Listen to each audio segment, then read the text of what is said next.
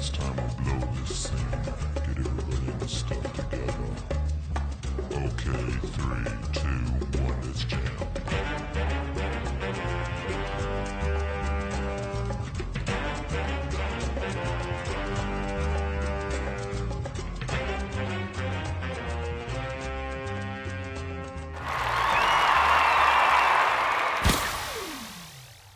Okay, and boom. What's up? Welcome back, goddammit, to another edition of Tell Me a Joke, the guy not chasing the dream. I am your host, the Maniacal, Menace, Kyle Smith, said the whole thing like a pimp named Slickback. And today, I got the heavy hitter on my side, the one who will point out if you ever drop a poem, okay? The motherfucker that is on the mic, and he is a beast. Put y'all hands together for LJ Hamilton. Oh, I got the claps. There it is. Yes. What's happening? I am happy to be here. Thank you so much. Yes, definitely. To the Maniacal Menace, Kyle Smith, for having me. Oh man, it's so great to have you because you are such a staple to this community out here. You really put in the legwork, sir. Yes, sir. I really appreciate everything that's happening. The movement that is going down. Yeah. Like you see it. Oh, yeah, for sure. You see definitely what's going on. Like, how long have you been in this poetry field? 28 years now. Ooh. Yeah. That's a fun time. Right. That's a fun time. More than half my life. Yeah. That's why you consider one of these top dogs out here. Appreciate it. Yeah. Yes, sir. You are somebody to look up to. Look up to and look forward to aspiring to be. Appreciate that. Yes, sir. I really like, especially with this past slam. I'm not a big component of competing. Yeah. With anything really. I don't even like to gamble too much. But I do like a good competition. I like to watch. Especially if there's a fire-ass spades or dominoes game. Yeah. I would like to spectate. I'm that spectator from the side. But I see how competitive it is when it comes to these poetry. This poetry and these words. Like when did you know that slam was going to be your thing? I don't think there was a point that I knew slam would be so intricate to what I do as it relates to spoken word poetry and performance poetry. I just started competing probably maybe 2 or 3 years after I started on the stage. Love Jones, which is actually my favorite movie, is what inspired me to start performing on stage. I've been writing pretty much all my life, and that movie really inspired me to take it to the stage. And so maybe 3 years after that, I saw a competition. It was a poetry competition. I didn't know anything about slam at that time. And so I entered that competition and just read a poem that I had written previously to that, and I won the competition. And so after that, I started seeing more competitions, and I'm originally from Ohio. Yeah. So it's not a lot of competitions in my hometown. There weren't at that time, but I would start seeing a lot in Detroit and surrounding areas like Cleveland, Cincinnati, Columbus, different places like that. So I would just go and enter, and at the time, it was more so for me about the money that was being offered as a prize. So I was like, I want to go and get the prize, and it didn't have as much meaning to me then as it does now. And so that's what really got me started. It was just the motivation for the prize money. But as I continued doing that, and as I continued seeing the impact that just that 3 minutes and 10 seconds had on people's lives who were in attendance, watching and listening, that's when it became important for me to make sure that I not only compete at a high level, but I impact at a high level, because win or lose, is somebody out there being impacted by your work. Yeah, definitely. Yeah. Definitely. Hence why I enjoy watching, just because the aftermath. Yeah. The aftermath of everything that happens, and it's like, oh man, these it's inspirational and moving. Yeah. Because it definitely does touch certain people's lives when they come and see these pieces that I know whenever you do a piece that you do that is very touching. Mm-hmm. Do those feelings arise again? Like and I actually wrote out a little quote this morning, how we always have to revisit those uncomfortable spaces. Yeah. When we're doing our performance poetry, and it's that type of piece. we always have to revisit those uncomfortable spaces, not for ourselves, but for those who are in the audience that may still be in that space. Because this could be something that happened to you 10, 20 years ago, but it's somebody in that space right now. Okay. And so we can't gatekeep our story. We can't gatekeep our testimony. We can't gatekeep our trauma all of the time, because a lot of the time, especially with performance poetry, it's not about you. It's about the attendees in the audience, and it's about impacting their lives. So it's uncomfortable to revisit those spaces. Yeah. But, sometimes you have to in order to make the impact that you want to make, even if it's during a slam, a feature, an open mic, whatever the case may be. It's uncomfortable to talk about those things. But, again, you can't gatekeep your story, because you might be saving somebody's life in that moment. Okay. Yeah. It makes more sense to me now, because I'm like, even though, yes, it is a slam and we know where we're going, we know what pieces are going to get us to where in this competition. Right. But it's just like, are we going, we're definitely going to open these wounds up again every time just to get to a certain spot. And it's like, sure. But these wounds that get open, even though this is a competition, it is healing to other people that are just there for the words. Right. And it makes more sense. Right, yeah. And that's why, if people hear a certain piece from me, I'm doing it for a certain reason. Because at this point in my career, as far as slam, win or lose, I'm going to have a good time with it. I'm going to compete at a high level. Yeah. And I'm not going to make it easy for anybody to win against me.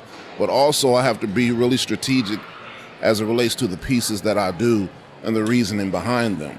Because I do have a lot of pieces that are personal to me, that are very uncomfortable to perform. But when I perform them, it's for a reason. And it's not to get the points. It's because somebody in this space, in this room, needs to hear this message. And that's why poets really have to be sensitive to the environment that you're in. Yeah. You have to really listen to whether it be your heart, your spirit, whatever it is that you believe in, and really listen and say, is this what I need to be doing, or should I do this piece? Or you got to really listen for the direction you should go even in a slam. Yeah. Because sometimes it's not about the points, it's not about the money, it's not about winning, it's about saving somebody's life. So if you hear me doing something that is deeply personal or even traumatic, there's a reason for that. Now, if it scores high, great. If it doesn't, it is what it is. But at the end of the day, it's a reason why I'm performing this specific piece, because I know somebody in here needs to hear it.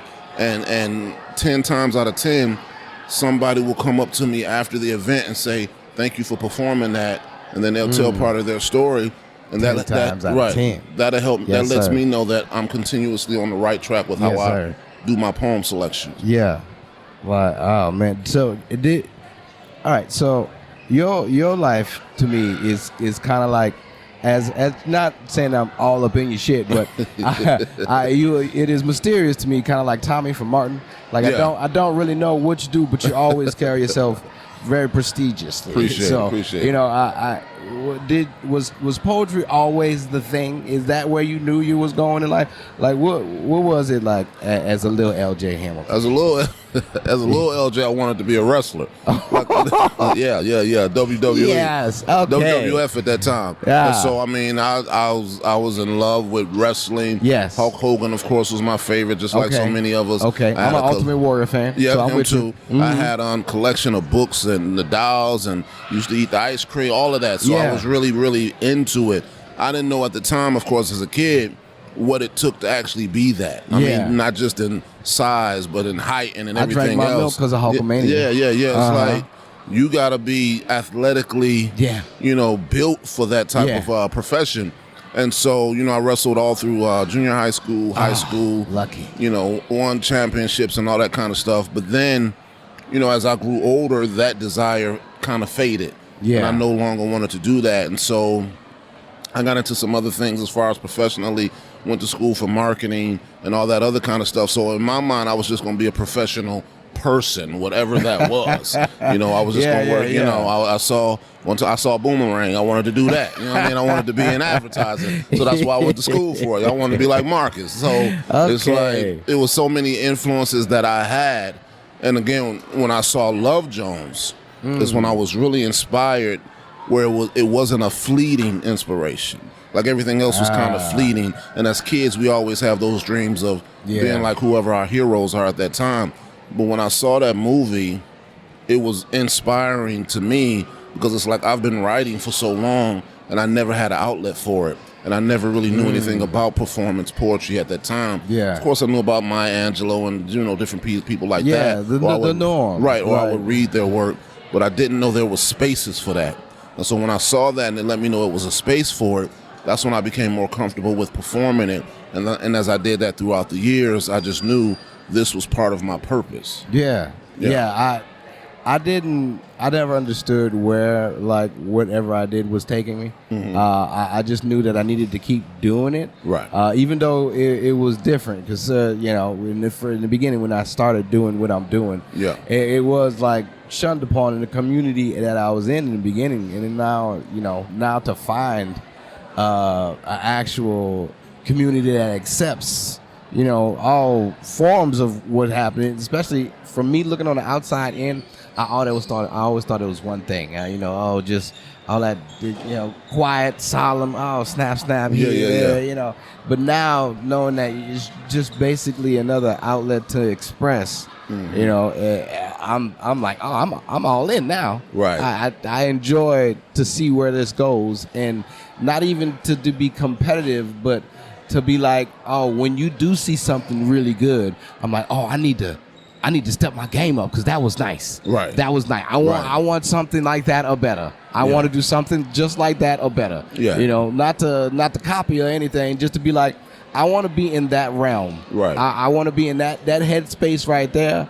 I want to be able to write something how he felt, and to be able to, just to be able to coast off of those feelings. That's what I enjoy. Yeah, for sure. I definitely enjoy that about this poetry, especially about the piece that we've done, that we've all kind of organically came together. Yeah. The 6-person marriage piece. Right. Which is very enjoyable. And to say that, there's a community like that is out there that is all so supportive that we can just organically come together and be like, hey, I feel this way. Right. Well, I feel this way. Well, right. You know what?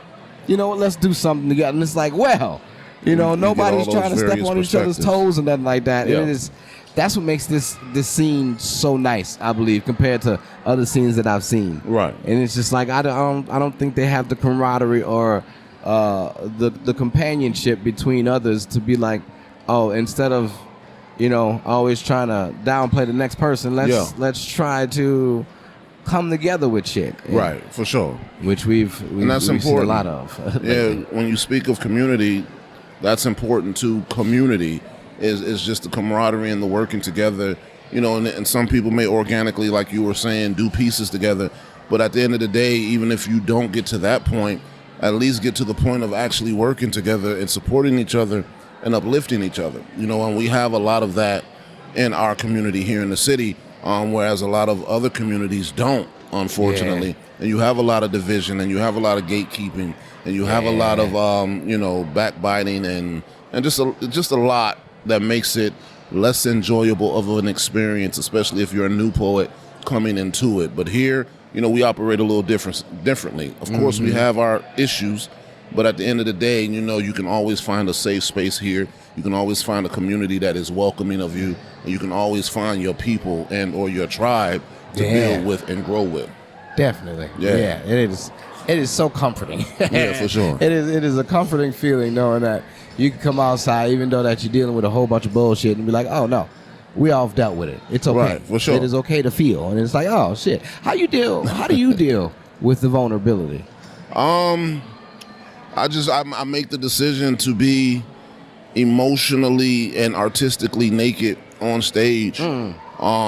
And just expose, for lack of a better way to say it, expose myself in those manners to the audience, and just allow them to see me, see a different side of me. Because again, it goes back to the point of this is not just about me or for me, but it's about you and for you. And so people really can't feel as impacted as they may feel if they don't see you, if they don't feel like they know you, if they don't feel like they can relate to you in that moment, in that time, in that space. Yeah. People can tell genuine from fake. Yeah. People can tell, if you're being Yeah. seriously transparent, or if you're trying to score points, or if you're trying to win a slam. People can tell that. And that's why a lot of people, they'll do their best work or their most vulnerable work, and it won't score well because the judges can tell you're not being authentic. You're just trying to score points. And when you're being vulnerable like that, people want authenticity. People want to know that you're genuine. People want to know that you mean what you say, and it's not just an act. And so, I allow myself, it's uncomfortable, but I allow myself to be emotionally and artistically naked at that time so people can see the genuineness of it. Yeah. So people can understand that it's authentic. So people can know this is true. This is my life. This is part of my story. And so I'm sharing this with you, not just for myself, but for you. Yeah, I have not gotten to that point. I still have a comedic brain when it comes to stepping it, and I'm not saying that I'm about to really get serious and start to step into these slams. No, I really don't. I don't care for how it makes me feel when I'm in there, and everybody's like little hound dogs just growling at the mouth, and I'm like that little chihuahua that comes in. I bark, but when you see everybody else barking, it's like you know what? I'm gonna go over here and just lap up this water real quick. I'll be all right in the corner. It's a bit much for me, But to see everybody up there and be like, to see what it takes to actually to move on and to like woo a random selection of judges that are in there. It's different every night. Yeah, and you never know how those judges are gonna feel first off rip. Right. It's a fun game to play. It's like a roll of the dice. Like what are the judges Russian gonna roulette, want? What are they gonna want tonight that's gonna start giving some high scores?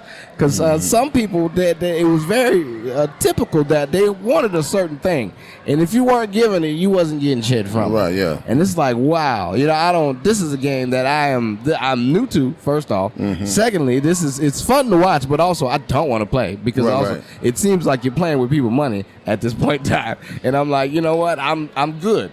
I see where this is gonna lead. I like my friends. All right. Yeah. So I'll play the backfield, but I do enjoy like these slam type competitions as well, like the Bars Fest. Yeah. Being able to come out with props and everything, just to step the bar up when it comes to poetry itself. Like, did you see it going this route? I did not. I'm happy that it did, but I didn't necessarily see it going in this direction. But I love it. The competitiveness of not only Slam, but of Bars Fest and just some different other things that we have going on here in the city, and other cities are doing the same type of things. Whereas you have different types of competition and different opportunities to compete with your work. So I didn't see it going in that direction. I'm happy that it did, but we just have to be really mindful of the fact that friendships have been lost over these competitions, from Slam to Bars Fest to whatever. Friendships have been lost. Egos have been crushed. Hearts have been broken. So it's kind of like you have to really prepare yourself mentally and artistically to compete at any level. Because you have to prepare yourself to win. You got to prepare yourself to lose. You got to prepare yourself that if you like in a Bars Fest setting of 1 versus 1, what are you actually going to say? Right. And the follow up to what you say is what's going to happen after this competition. Yeah. And so when the Bars Fest first started, because I also come from a hip hop background, and we ciphering and battling and all of that. So that's how I took it. And so I would just come at people, And it was just, it is what it is. At this point, I didn't care. But so it's kind of like once you grow in that area a little bit and you mature, you realize that it doesn't have to be that. If that's what you and your competitor agree on, then do your thing. But it doesn't have to be that in order for it to be competitive. It can be fun. We can say, hey, we're going to do all funny poems. Or, you did one where it was you and another comedian / poet. And so it doesn't have to be the aggressive, I'm about to take shots at you. You can do catalog. You can do whatever it is that you and your opponent agree on, and it can be artistically pleasing to those in attendance. But again, you can have fun with it as well. It can be competitive. You can have a good time. You can talk your trash and do all of that shit. But at the end of the day, it doesn't have to be whereas I'm going to actually just try to tear you down and ruin you and all that other kind of stuff, because there have been friendships lost, and there's still people in the community that feel a certain type of way against somebody else that they met in a bars fest that, you know, threw some shade, fired some shots, whatever, and now they not cool no more. So you just have to be mindful that if you choose to do something like that, and even if you choose to slam, you got to be mindful of, you know, what's going to happen after the fact, and if you are mature enough artistically to handle that. Yeah. Well, I feel as if I'm artistically mature enough to handle it, but I don't want to put myself through the feelings if I can or I cannot handle it. Yeah, I feel that. Yeah, it gets aggressive in there. I've gotten pieces just to keep myself safe, just in case I get attacked. Yeah, I definitely wrote some rebuttals, but I keep those in the tuck. Man, I don't tell nobody about it. I'm like, you know what, just in case. Because y'all are ruthless out here, man. Yeah, they go for your neck if you ain't ready. Yeah, for sure. And I'm like, I just thought we were friends. I didn't know it was gonna be anything like that. It's a competition. You know what I mean? So good old competition. Yeah. Fuck that. Let's have a foot race. I'll meet you outside. That's. You know, that's my route. I like. Yeah, I hear that. I hear that. Yeah, man. But I've always it's always been a good time coming out. Like to see your Soulful Sundays. Mm-hmm. Like what you it seems like you have a certain theme. What is it that you would like to talk about more? With Soulful Sundays, I just like a grown and sexy vibe. You know, I would like, you know, just something mellow, something cool. That's why even the music is different. You know, I like grown and sexy music, different things like that.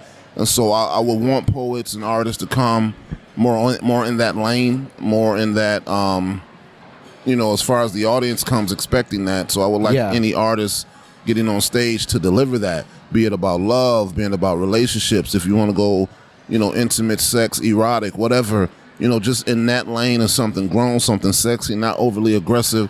You know, be a lot of ladies in there, so something that's going to be appealing to them as well. Yeah. We got the fireplace, you know, screensavers in the background. That's a good screensaver. Man, shout out Taste Buds, man. Yeah, shout out to Taste Buds. Shout out to Anno. That was his idea. Yes.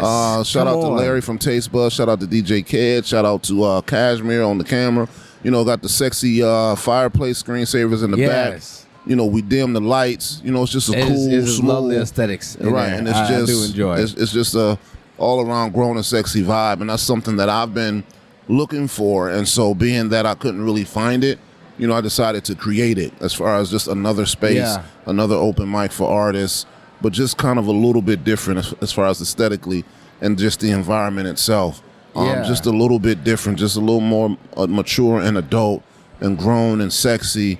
And we can have a good time, we can laugh, but you can also know it's not going to be a bunch of extras, it's not going to be a bunch of drama and all that other kind of stuff that a lot of grown folk don't want to be around. Yeah. It does attract a different type of crowd, different type of people.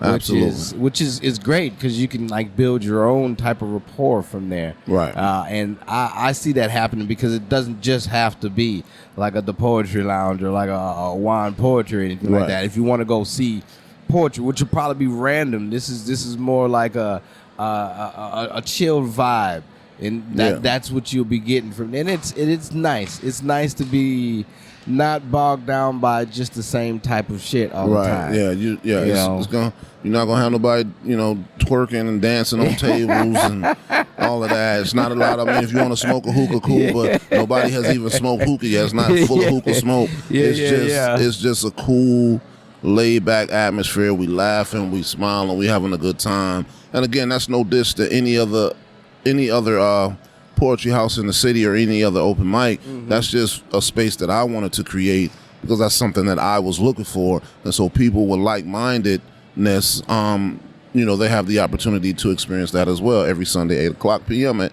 Taste Buds. Hello. 5204 Yale Street. Definitely. So they have the opportunity to experience that as well, and it's always a good time. And they also have amazing wings as well. Yeah, best wings in the city. The wings are really good. Best wings in the city. So like, and I really like how that's been building up, and it's like, why have I never known about this place? Like, I've learned more and more from being in this community with the poets than I have at any point in time that I have been down here. Wow. And like, especially the little nooks and crannies that Freak ain't know.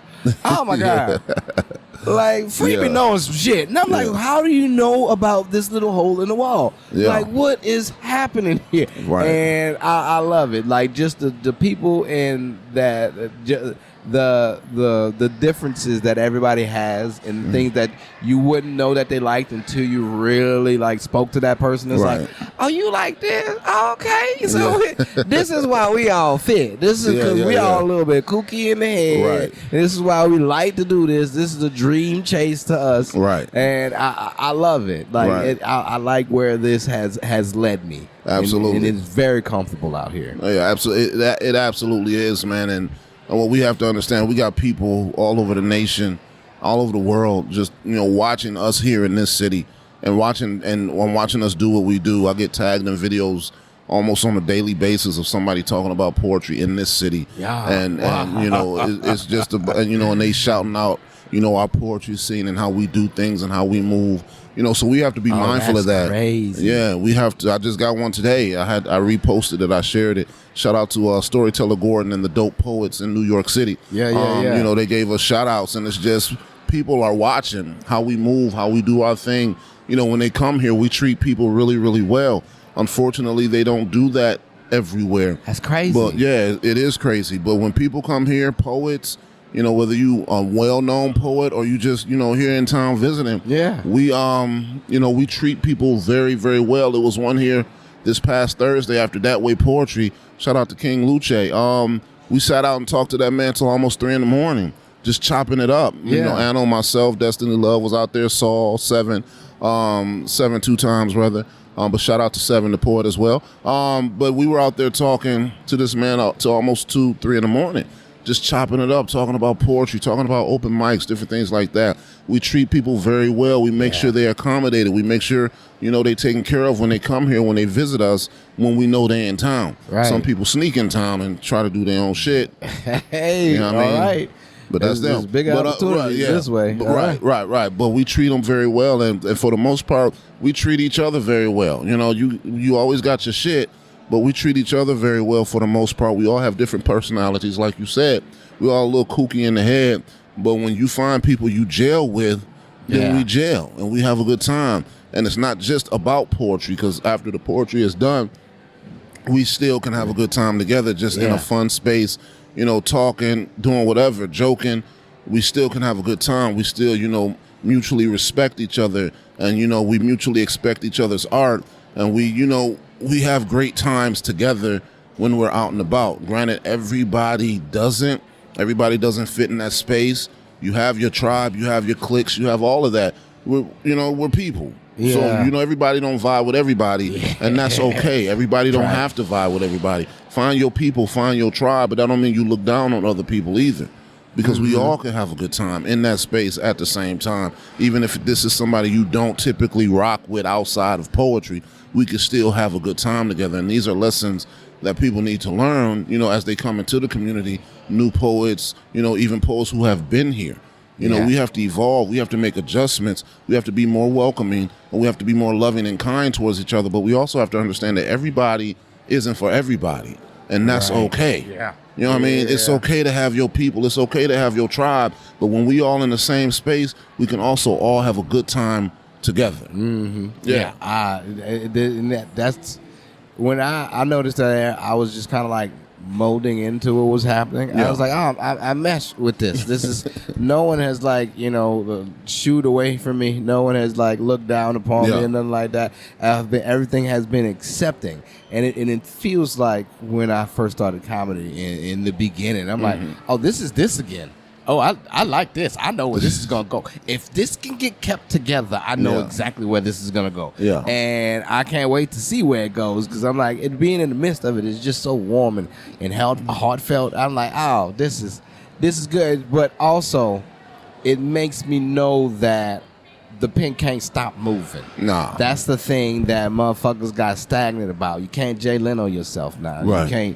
You can't just rely on that one poem that got you to the dance. Like, that's fine. Right. I'm gonna need you to keep on dancing. Right. Like, you just here with these same moves from the 90s. It's like people ain't doing the Roger Rabbit no more. Mm-hmm. Man, I'm gonna need you to step it up. Right. So, it's just like, hey, what we doing? You go, all right, come on now. Yeah, like, for sure. So I know it's scary. How do you feel when it comes to new pieces? Like the feelings on the inside when it comes to writing something and like, okay, I'm gonna present this now. I love writing new work. I love when I'm inspired to write something new. I usually don't present it until I feel comfortable enough to present it. So, I have a whole process of memorization. And so I understand when people read off their phones with new stuff. I get it. I get it, but it's not me. It's not for me. So I can't. I know people be like, hey, I want to work this out. Yeah, y'all let me know what you think. Right. Yeah, that's cool for them. No diss to them. That's their thing. You know what I mean? It's like, hey, I want to work this poem out. Y'all listen. Sure. But it's like for me, you can do that in the shower. Right. At least I have to at least have it memorized. So then when I go somewhere, even if it's an open mic, and I be like, oh, this is new shit. Yeah. And so then I, present it. Now I may throughout that process of doing it at open mics or even in a competition, this past competition, I did something I never did in slam. And so I did a piece I've never slammed with, and I only performed it one time before that. So it's like, I'll go through that process of if I'm going to use this for slam, let me use it to slam. Yeah. See how it gauges at different points in the slam as far as points. Right. And then kind of work through my performance. But I have to know the piece. Really? That's what's most important for me. Even on an open mic, if I'm going to perform something, I have to know the piece. Now, I may not say it the way that I'm going to say it a month from now because I'll work on the performance and the cadence aspect of it throughout that time of working it out on stage. But I have to know it. I can't read it. So for me, it's important to memorize it before I perform it. New artists or older artists too, if that's how they reading and all of that, if that's what they do, then that's what they do. I don't throw no shade, but for me, that's just not. It's just not What is your thing. Is your memorization process secret? I've told people my memorization process. Once I finish the piece, I like to type it out. I don't like to really type on my phone. I type it all out, so it'll be either on my computer or on just a regular piece of paper. And I'll read it. Every time I read it for the first 2 weeks, I read it 4 times. So if I read it 10 times a day, that really means I've read it 40 times. If I just block out, okay, I'm about to read this piece, I'll read it 4 times straight. So I may do that 10 times. So I've read it 40 times in that day. I'll do that for 2 weeks. Even if I feel like, I know this piece, I'll do that for 2 weeks. I'll keep reading it because those words become imprinted on the brain. And so then after that 2 weeks, then I'll do it from memory for 2 weeks. It's like, even if I mess up, I'll never go back to the paper after that point. After the first 2 weeks, the paper or the computer screen is put aside, and I have to discipline myself that if I'm going off of memory, if I forget a word, I'll have to remember it. And so for the first week, it's a little challenging, but then by that last and final 4th week, I tend to have it. Yeah. But if I'm doing the piece, I can be towards the end of the piece. And if I mess up, I'll make myself go all the way back to the beginning and start it over. So and I'm doing this still 4 times. So if I mess up, I'm starting all the way back over. If I mess up again, I start all the way back over, and that's still the first time. And so it'll take me about a month to learn the piece the way that I want to learn it before I present it publicly. So that's my memorization process. 2 weeks, paper, 2 weeks, no paper, memory, boom, ready to present. That's a good shit. That is a comfortable way to say you're going into a strategy of memorization. Most of the time, I'm just like, let's get to it. And I can't, and like I get burnt out. Eventually after a while. But like to know that, okay, this is what it's gonna be, then this is what it's gonna be. I've never broke it down like that, Yeah. but it seems like that's the process that I go through anyway. Like once I have, how do you know when your work is done? How you know when you finished a piece? I'll know it's finished during that first 2 weeks of paper when I'm reading it. I'll be like, Yeah. nah, that don't fit there. Well, no, Yeah, let yeah. me rephrase that. During that first 2 weeks, I may make the edits, add, take away words or whatever. I'll know it's complete by the fourth week when I don't have to do any of that. Because I may be reciting it, Yeah. in the third week, and it's like, I don't like the way that sounds. Yeah. I don't like the way that ended. I don't like this, I don't like that. So I'm still making edits. But by the fourth week, and I'm not making any more edits, that's when I'll know it's done. So the fourth week, when I can just flow through every part of the piece, and I feel like even the ending lands the way that I want it to land, that's when I know it's done. So edits can be made within the first 1 to 3 weeks of me writing it and thinking that I was completed. Edits still are being made, but once no more edits are being made, that's when I know it's done. Are you more topic based when it comes to writing, or are you more like, I have a premise, I have the beginning, and I have the end, I just need the middle? Both. If I'm writing about a specific topic, then I'll stick with that. But sometimes I'll start a poem from the end and just build up. Sometimes I'll start from the beginning and build down. Sometimes, like you said, you have the beginning and the end. Now I just need the middle. So it just depends on the piece. It depends on just how I'm feeling, how the words are flowing. I never force it. So I may start a poem, come back to it a week later, put another part in there. It may take a while to actually write. You're right. You know what I mean? And then, then I'll get to my memorization process. But then sometimes I can write the full piece in a day. So it just depends on what it is and how I'm feeling, how the words are flowing. And again, I can do topic, I can do, build it up or build it down. However, it just depends on how I'm feeling at that time. Now, you seem like you have a specific place that you prefer to write at whenever it comes. Are you just like, I could be anywhere, or do you need to be need to be secluded? You need to Murder, She Wrote that shit? Yeah, seclusion works best for me. I can be anywhere and get inspired, and I may jot down something, and save it as a note in my phone or something like that. But I need to be secluded to finish the piece. I need to be, not around people. But if I am around people, they need to understand I need this time. You know what I mean? Just, if I'm in a relationship, whoever I'm with, if she happens to be there, she'll have to understand, okay, this is time. I don't, because I'm getting a download, for lack of a better way to say it. So I don't want to be disturbed in that, and I want to be able to create without being, interrupted. So seclusion works best for me. I'm usually never I'm always around something, and I'm like, whenever it happens, it just happens, and you'll probably catch me in just a lull for a second, and like and I have to write things down just because I know right then and there I'm gonna detach from the world for a second, just because it happens at any point in time, and I have to accept it. And I'm like, I'm gonna lose it if not, and somebody else is gonna get it. Right. I don't need anybody else in the ether to grab this inspiration that's hitting me. And so whenever I do have the time to flush things out, because I got a whole bunch of baby pieces that's just starting. I'm like, oh, this is sprouting into something good. I'm gonna come back to this because I have a lot of things to work on at this moment. Facts. For your one-on-one, did you seclude did you just close off everything?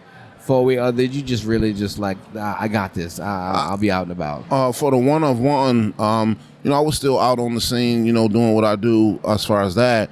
But I secluded myself to a point where I didn't let anybody know what I was writing. I didn't do any, hey, check this out. I didn't do any of that. I just wrote it. And so when I was writing it, there was an entire process of being able to get all of this out of my system and onto the paper or onto the screen. And so I really just, I didn't involve anybody in the process. Sometimes we'd be like, yo, listen to this, let me know what you think. I didn't do any of that. I just wrote it. I just let it flow the way that I knew it was supposed to flow, because I knew those pieces were going to be so personal to me, to my life. Pieces that I've never performed, words that I've never said, things that I've never talked about. I have a part 2 coming up on June 27th. called No More Secrets. And so that's a part 2 to part 1 because there's still some other things that I want to share. Yeah. And so it's just like, and even with those pieces, it's like I got to pull back all the way back. Like I can't share any parts of this until it's that night, it's that time. You know, I kind of try to live a dual life in a sense, to whereas I can still be outside, still be at the poetry kind of events. Dark Knight, that shit. Yeah, it's kind of like. yeah. But that for me is my escape from the reality of what I'm writing and what I'm working on. So it's like, okay, I got to get away from this, go have myself a good time, clear my mind, so I can come back and do it. Because those types of pieces are not easy. You know, so like with my first one of one, I went all the way back to, you know, the little boy inside of you. I had a piece like that. And it's like, that's not easy because you're not just writing about it, but you have to have those conversations with yourself. And it's kind of like, okay, now I got you where I want you. You know what I'm saying? That little boy inside is like, okay, now you want to talk about it. You know what I mean? So let's talk about it. Yeah. You ain't going to just write about it, but we're going to talk about it for real. And then you'll be able to gather some things that you need to write about. But now that you are in this space and you want to talk about it, let's have that conversation. Yeah, it was very inspiring. It inspired me to see the route that I'm going to take for this one-on-one that I have. And I'm like, oh, okay. Like, so now I get to explain myself and who I am and why I got here and how I'm here.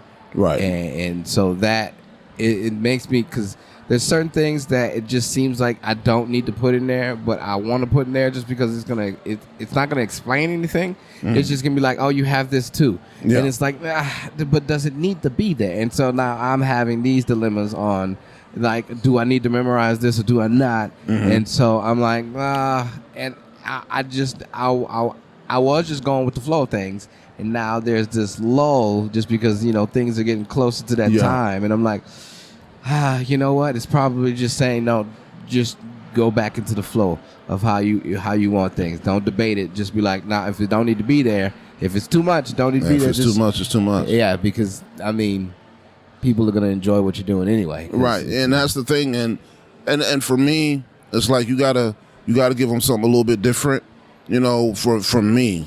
Because people, like, even with your one-of-one coming up, people expect you to just be funny. You know what I mean? So it's kind of like, maybe you want to hit them with a curveball, maybe not. It just depends on how you're feeling in that space and in that time. But it's like, just do what you know in your heart to do. That's what I would say, especially with these types of performances, because you got 45 minutes to an hour plus. Do what you know in your heart to do, and just kind of flow with that. And it may flow into something that you're not comfortable with. You got to do it anyway. You know what I mean? But it's like you got to open yourself up to that discomfort. You got to open yourself up to being that vulnerable. Even if it's a funny poem or it's underlining funny or the foundation of it is comedic, you still got to open yourself up to that. You know, it's widely known that comedians are some of the most depressed people in the world. You know what I mean? They live a very dark life outside of comedy. So understanding that we have, a lot of us want to see that because we don't get that. Right. It's like, all I see is you laughing and telling jokes. But sometimes even when a comedian is joking, they ain't joking. You know what I mean? It's it's funny to you, but this is my life, and I just kind of put a funny spin on it to laugh to keep from crying type of situation. So if I can offer you any encouragement, it would be that, just to go with the flow of things.